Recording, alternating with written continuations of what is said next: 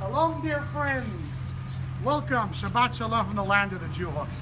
Today I want to share with you a story that happened to me just a few months ago. We're having this major issue in my home.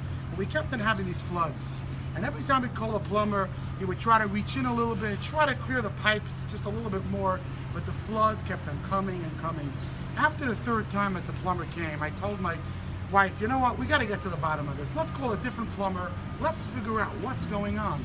So sure enough, we called a new plumber, and the guy comes in and he starts digging really, really deep. And he uncovers there, very deep down, there was a little sharpener that was blocking the pipe. And he turns to me and he says, "Sir, there's nothing wrong with your home. There's nothing wrong with your pipes. All you got to do is just unplug them.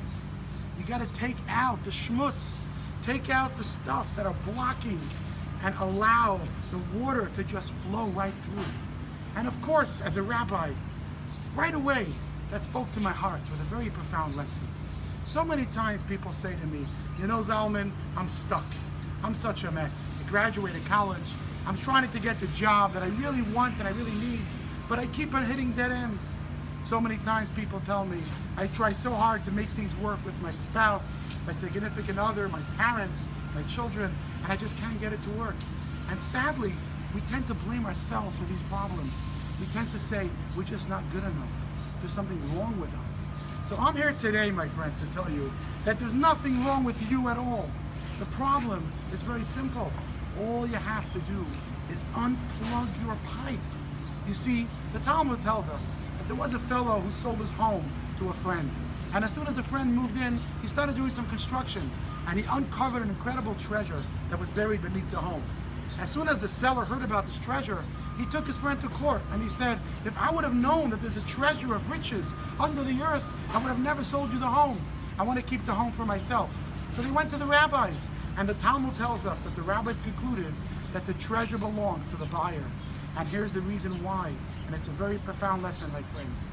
In order to own something, you have to be aware of its existence. If I invite you to my home and I give you a bottle of Coke, and you open the bottle, and under the cap is a $10,000 award, who gets to keep that award?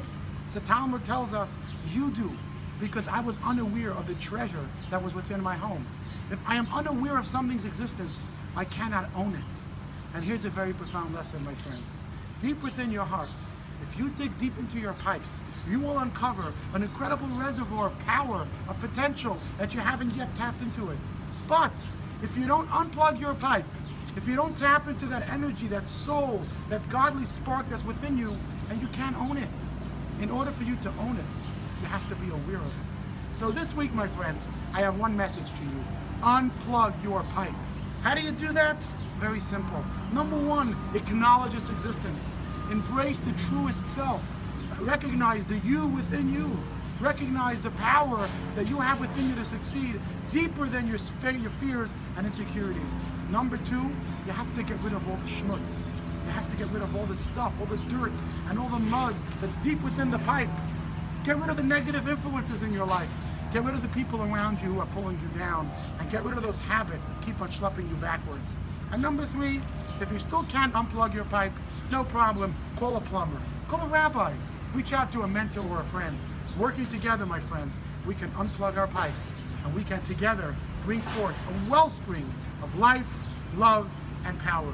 Shabbat Shalom, and may you merit to have some real rejuvenation.